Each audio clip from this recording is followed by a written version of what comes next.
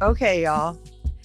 I debated for a long time whether to do this episode. It requires me to voluntarily tell you things about myself that I have successfully hidden from most people, really people that are really close to me, my whole adult life.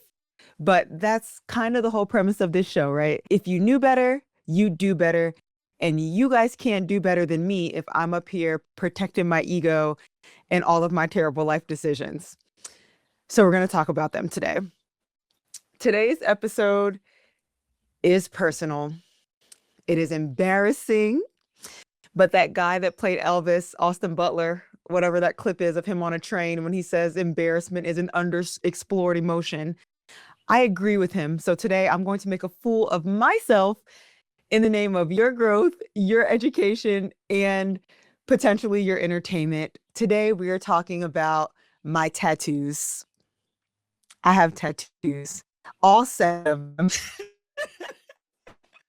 7 really tacky, very amateur, very permanent decisions that I made on my body between the ages of like 17 and my mid-20s. I want to explain, I'm not a tattoo person. I never was. I didn't have a vision board for the tattoos that I wanted, study any of the artists. I didn't have like fancy places that were trustworthy to get them. I just repeatedly and impulsively put things on my body at various stages of emotional vulnerability and poor judgment. And now I have to live with them forever. But today I'm saying I have zero regrets because that's the lesson today. Because what I've come to understand looking back at all of them, which I get to see every day, every single one of these tattoos was a permanent decision made by a version of me who had no idea what was coming next. A version of me who couldn't account for the person that she'd grow into, the losses that she hadn't experienced yet, the love that she hadn't found, the lessons that she hadn't learned. And that gap between who you are when you make a permanent decision and who you're still becoming, that's what we're going to explore today. So get comfortable. If you're related to me in any way, please turn this off now. Mind your business. Go away. Learn from me so you guys don't have to learn the hard way. We're going to get into it. Tattoo number 1, the angel wings. I'm going to start at the very beginning. I think I was 17 when I got this tattoo. I hope I was 18 because I don't know what was going on. But in a very, very short span of time, I experienced 3 deaths. 3 people who mattered really deeply to me were gone. And I was young and I was in the thick of it. And I didn't have any of the tools for grief that I have now. I just had the weight of grief. So I did what any emotionally overwhelmed teenager would. I got some angel wings tattooed on my back. And I feel like in the early 2000s, everybody has some angel wings tattooed on their back, but I will speak for myself now. I got angel wings tattooed on my back with the initials of the 3 people I lost inside the wings. It was my cousin, one from my aunt, and a high school friend who tragically died in a car accident. And those were real losses for me. In high school, that kind of grief can reshape your entire identity. And I wanted to carry them with me. But here's what I didn't know, what I couldn't have known at the time because I'm 17 or 18. Death doesn't stop. When you're young and you experience loss, especially for the first time or in a concentrated way, you can't conceive of the fact that this is just the beginning. That grief is not an event. It is a companion. It's going to walk next to you your entire life. And the older you get, the more familiar you become with it. The older you get, the more people you love and the more people you lose. And the losses stack up in ways that a 17-year-old simply cannot comprehend. I did not make room in those wings for anyone else because I didn't know there would be anyone else. I thought that those 3 were the losses. And as I got older and the list of people that I lost got longer, I got better at it. Not because it hurt less, because I understood it more. I could hold grief and still keep moving. I could miss someone deeply without it stopping my entire life. Death stopped being something that rocked me, and I could reconcile with death as a part of living. It was an unavoidable consequence of loving people and growing up. And once I understood that, I also understood that I don't need to write everyone's name on my body to remember them. I remember people and how they shaped me and how I moved through the world because of what they taught me. That's real. That's the memorial that actually travels with you. Yes, my tattoo is still there. It is not going anywhere. But the version of grief it came from, that desperate need to hold on with both hands, I don't live there anymore. And that's really the thing I want you to hear today. Do not make permanent decisions from the worst moments of your pain. Your relationship to that pain will change. Your capacity to hold it will grow. The acute stage of grief is not the place to decide forever. Give yourself time. Give yourself grace. Your love for that person will not expire. I promise. So now let's get into tattoo number 2. Because I said, those 3 deaths hit me hard at 17. And I said, grief can reshape you. What I didn't mention is that somewhere in the middle, I also discovered boys. And that is its own kind of dangerous. So a few years later, in my early 20s, I got another tattoo. And this one's a little harder to admit to, because at least the angel wings have like a beautiful reason behind them that I could justify. This one has no such defense. I got a man's initials tattooed on my body like a clown. A whole man whose name I will absolutely not be saying, who I hope is doing well, but he was not the love of my life. I'm in my early 20s. I have big emotions and a really, really small life resume. And this man has a car and a phone that he actually answers and the ability to show up when he says he will sometimes. This is not the criteria of a woman who has done the work. This is the criteria of a really, really young girl who is still calibrating what the baseline even is for relationships. And I know somebody listening right now is nodding because you've been there or you're there right now, and everything about it feels so deep and so real and so permanent. And I believe you that it feels that way. I'm not dismissing that feeling. Love can be so real in your 20s. And some people do find deep, lasting, extraordinary Instagram, social media content love in their 20s. And I love that for them. But most of us are in our 20s still figuring out who we are and liking people for very low stake reasons, like having a car. I know from the other side of it, most of what passes through your life in your 20s is supposed to pass through your life. Those people are meant to teach you something about yourself, about what you want, about what you will, and what you won't accept. They are curriculum, not conclusions. And the reason those relationships feel so intense is partly because you're young and full of feelings, but also because your nervous system hasn't accumulated enough experience yet to know the difference between intensity and depth. Those are two very different things. Intensity is a fire. Depth is what's left after the fire. But anyway, I can't talk because I was in the fire. I gave this man permanence on my skin. I stamped his initials on there like a receipt. And what I know now, and what I want you to really sit with, is that if a relationship is going to be what you think it is, it will prove itself over time.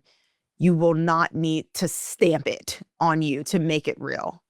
And if you're at a point where you need something permanent to make the commitment feel solid, that might actually be the information that you need. Have all the fun. Feel all the feelings. Fall in love in your 20s. You should absolutely do that. I did. But do not make permanent decisions about temporary relationships. And I'm not just talking about tattoos anymore. There are a list of permanent decisions you can make with the wrong person. I'm lucky all I have left over is a letter on my skin. Permanent decisions are forever. Situationships are not. Okay, so now we have a problem. I have a man's initials tattooed on my body, and at some point, my common sense catches up with me, and I think I need to handle this. The common sense and the breakup, right? And here is where we enter the second phase of bad decision making, which is trying to undo the first bad decision with a bigger one. After learning my lesson relatively quickly, because this was never a relationship that was going anywhere, it was time for my next big lesson. I decided to get a cover-up tattoo, specifically a butterfly. A colorful little butterfly. It was very cute, very fresh start, very I am a changed woman who has learned from her mistakes and I'm going to spread my wings. Butterflies meant nothing to me at the time. I am already rewriting this narrative in my head and convincing myself, I'm feeling good about this.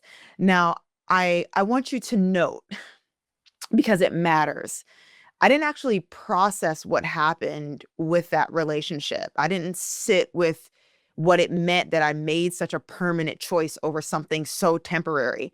I didn't ask myself any of the real questions. I just went straight to, how do I make this look like it didn't happen? I was already in cover-up mode instead of account for it mode. So I get the butterfly. It's cute. Still not done very professionally. I digress. But it's my first color tattoo, so I feel like I've upgraded now. I'm very pleased with myself. This is a new chapter. So a few days later, my friends and I decided to go to this waterfall and take some pictures because it's early 2000s and MySpace. So yeah, thought that was a great idea. I go to this waterfall, which is in a creek, mind you, with my brand new Steel Healing tattoo in a damn creek, y'all.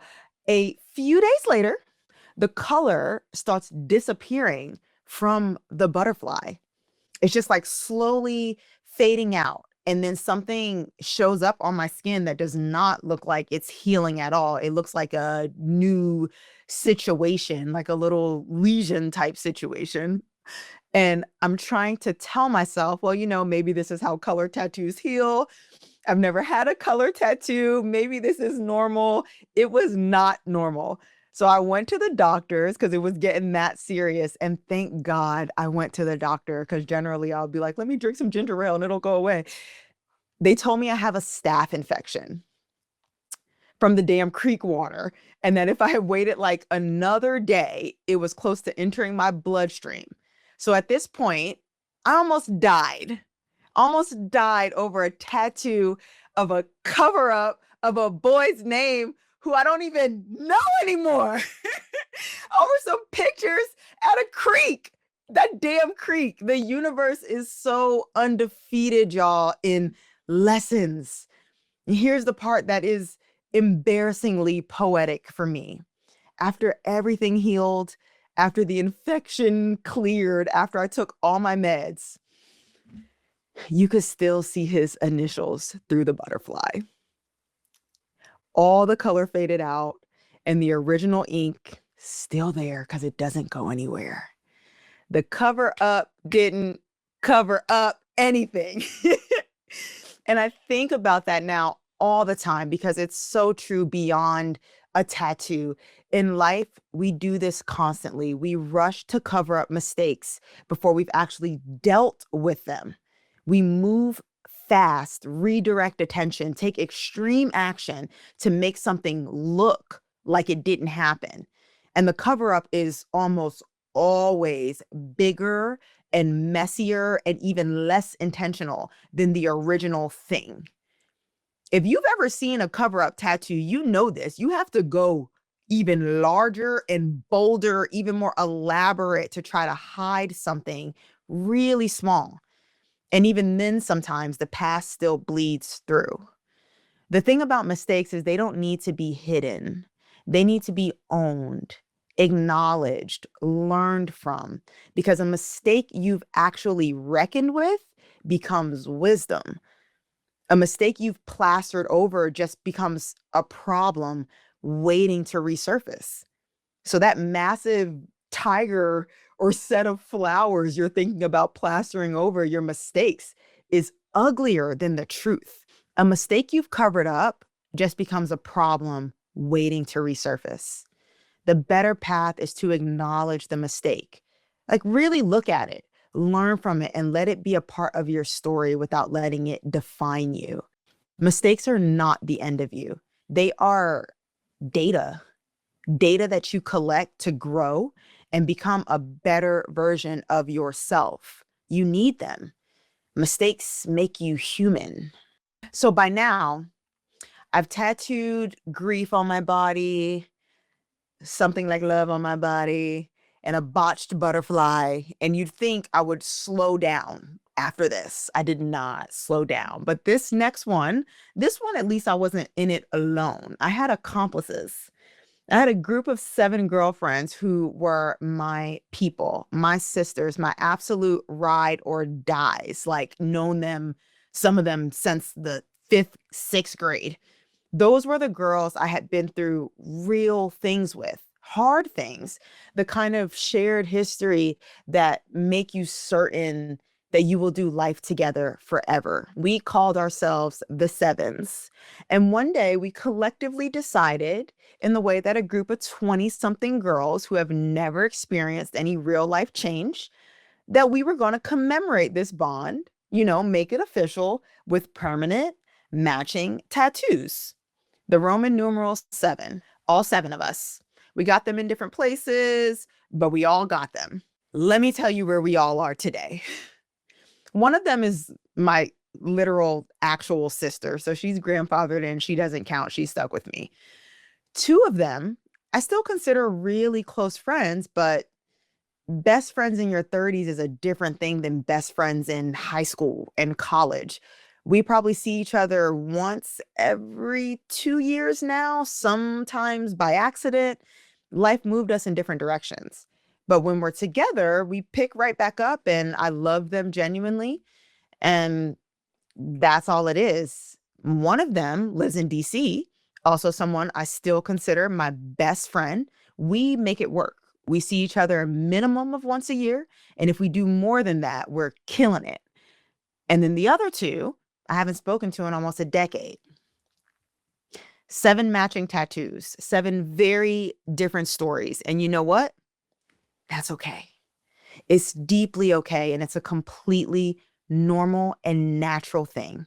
What we don't tell young people, and what nobody told the 7 of us, is that most of your friendships are not designed to be forever. And that is not a failure. That is life doing exactly what it's supposed to do. Life. You grow, they grow, you all grow in different directions, different cities, different careers, different versions of yourselves that sometimes align and sometimes don't. The people who are your whole world at 18 are often exactly what you need at 18. And then you both become someone new. And sometimes that new someone is still your person.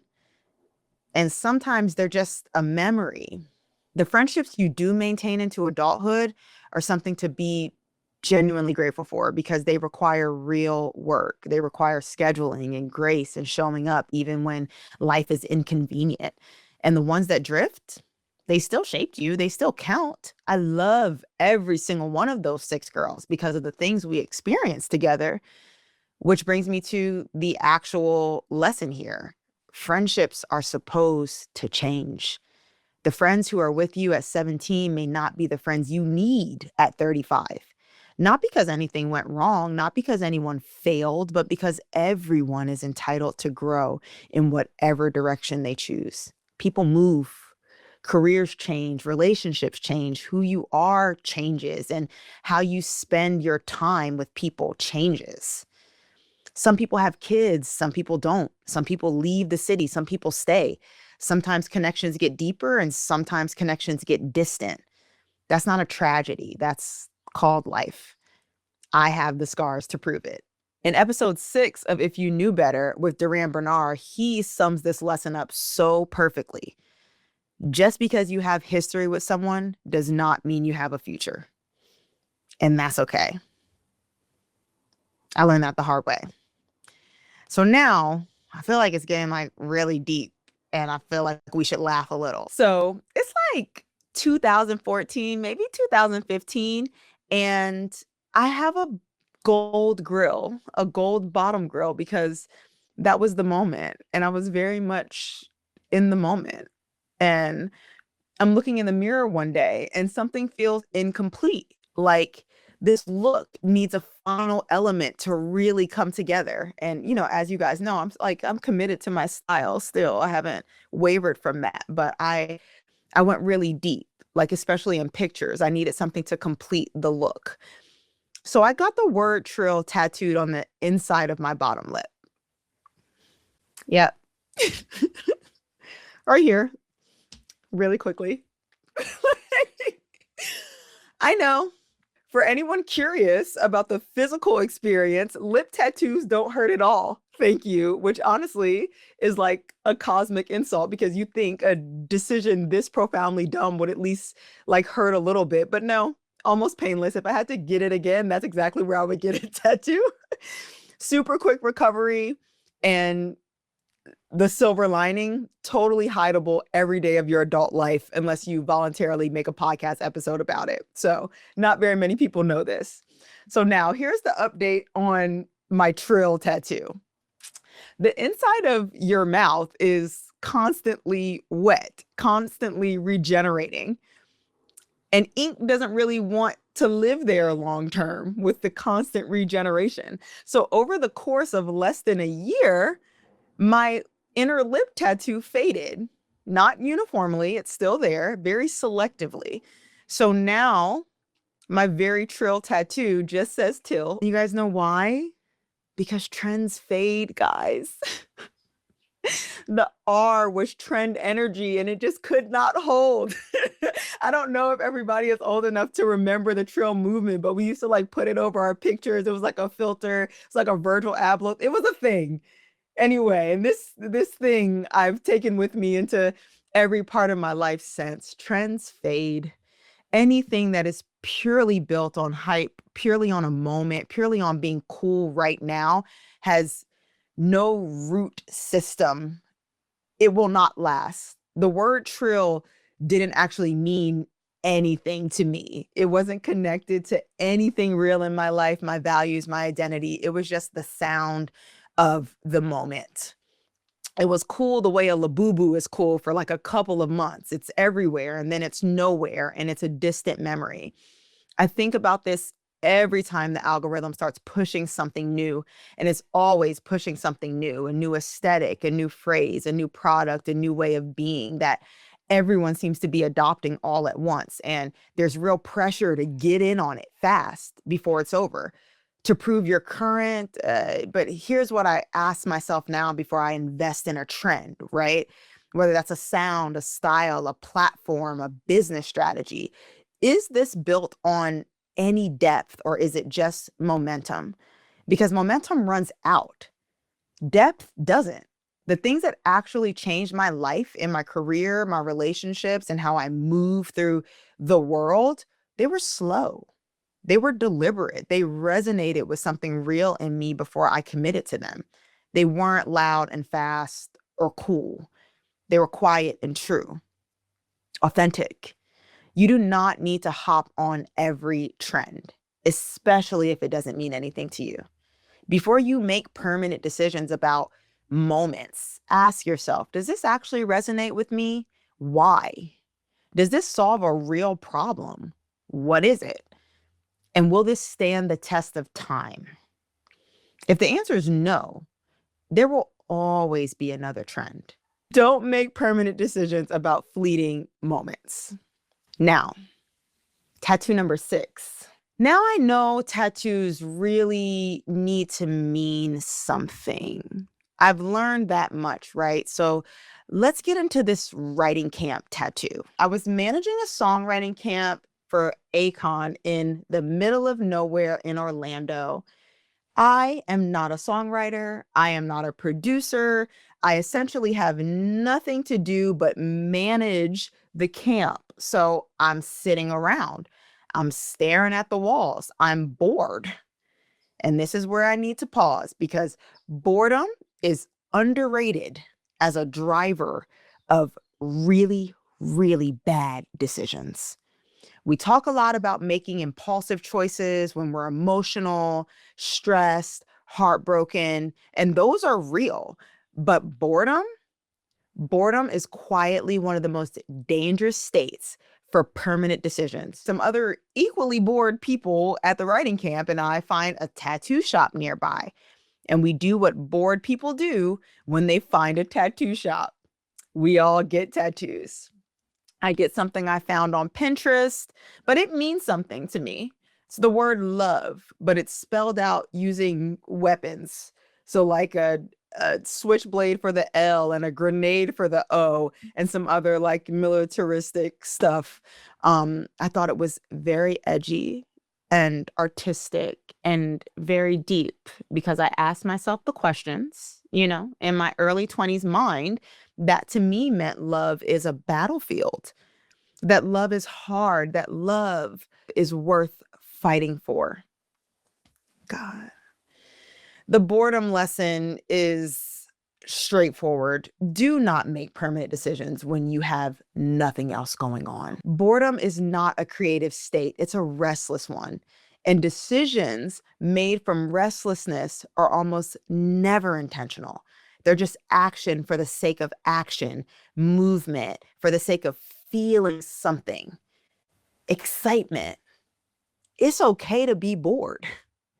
It is okay to have a quiet afternoon that just stays quiet. You don't need to manufacture excitement.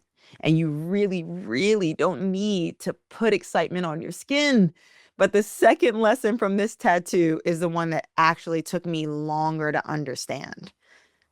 Love is a battlefield.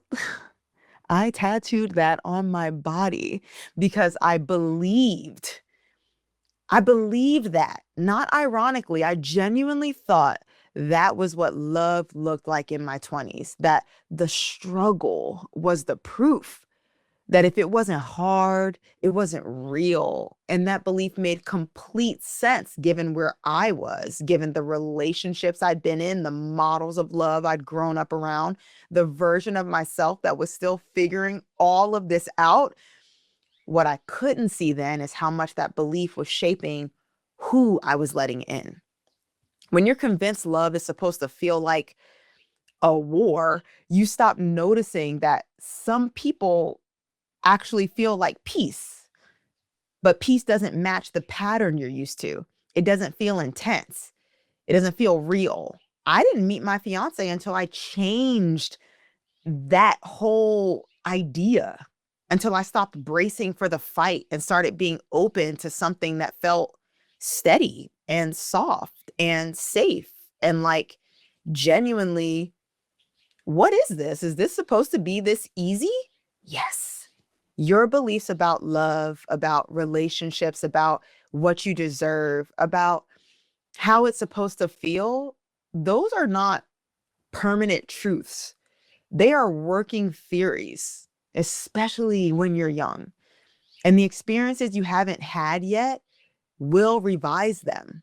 The therapy that you do will revise them.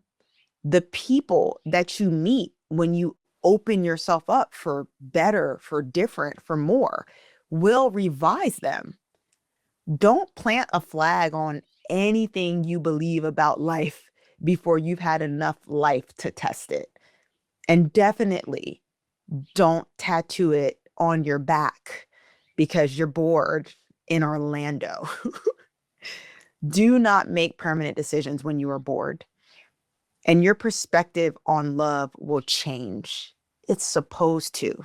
And here we are, the last one, the grand finale, tattoo number 7 that closes the era and brings us full circle to right now. By this point in the story, I have enough tattoos that my mom has noticed. And my mom has thoughts. And she told me, don't get no more damn tattoos. And you know what? Looking back, she was absolutely right. She was right with a clarity and a certainty that only comes from having lived enough life to watch a pattern play out. But I thought I was grown and I could do what I wanted. So I did what any mature, self actualized woman who has definitely learned from her mistakes would do. And I went and got another tattoo somewhere where she would never see it. I will not be telling you what it is. And I have never told anybody what it says. And it is illegible now, so it doesn't matter. But what I will tell you is that every single day, and especially every summer, every pool day, every beach vacation, every cute bathing suit I get into, I think about that conversation with my mom, and I wish I would have just listened. And I say that as somebody who has had to do real work around what it means to separate my own identity from my family's expectations. And I know that's complicated. I know just listen to your parents is not always the right advice, because sometimes the things our parents tell us are their fears dressed up as wisdom, or their limitations dressed up as rules. There are absolutely things that my generation and the one after me has access to: information, therapy, resources, ways of thinking that give them perspective beyond what our parents had. More things that gave us the ability to grow beyond what some of our parents were handed. But some of what our parents tell us is just experience. Pure, hard won, I've watched this movie before and seen how it ends experience. Sometimes your parents are just right. And sometimes you need to just be humble enough to receive it. I was not humble enough. I went and did it anyway. And I have sat with that consequence, literally, my whole life. Listen to the people who have lived more life than you, not blindly, not without your own judgment, but with the humility to know that experience teaches things you cannot shortcut. And sometimes the person trying to warn you has actually already taken the fall that you're walking toward. And above all, absolutely never, under any circumstance, get a tattoo on your ass. It is a bad decision. 7 tattoos, 7 lessons. I want to come back to what I said at the top of this conversation, because I think it's the thing that actually ties all of this together. Every single one of these tattoos was a permanent decision made by a version of me who had no idea what was coming.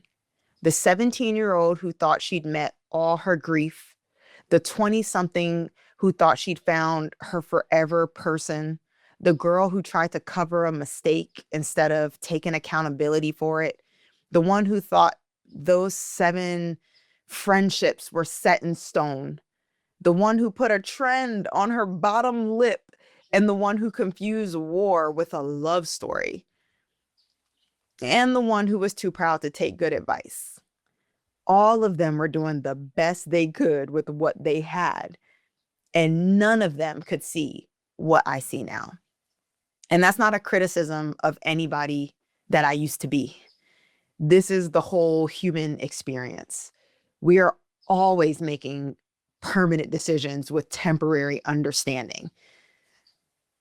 The question is not how to stop doing that. You can't completely. Life requires commitment at some level. Life requires choices before you have all of the information.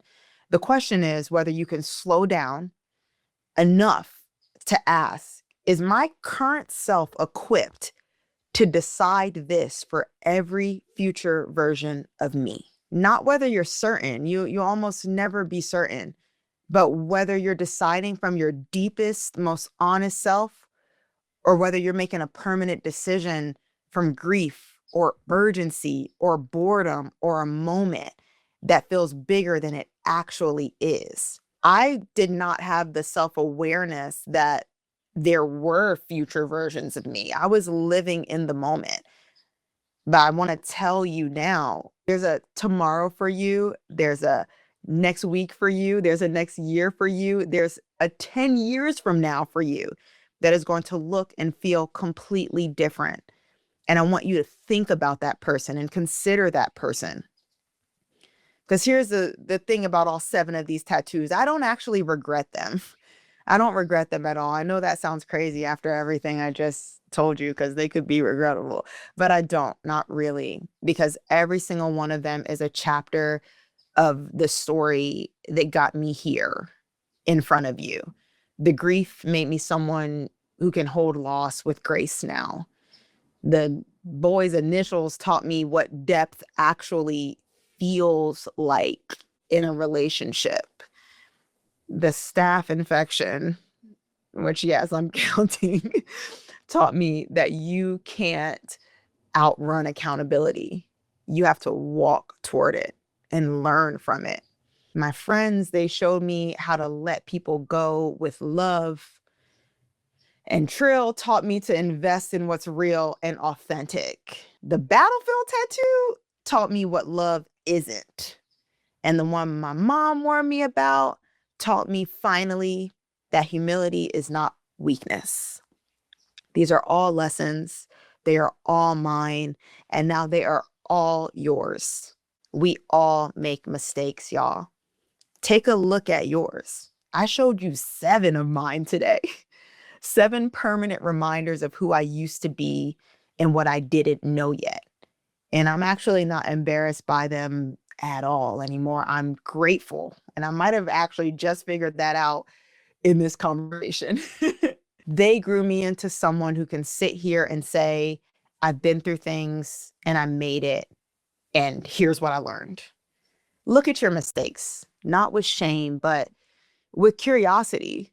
What was that version of you trying to figure out? What did they get wrong? What did they get right? And what did that wrong thing eventually teach you? Laugh about it genuinely, and then turn around and hand that lesson to someone who's maybe standing right where you used to be. Now you know, now you grow. And I've overshared. I love you guys. I'll see you next time.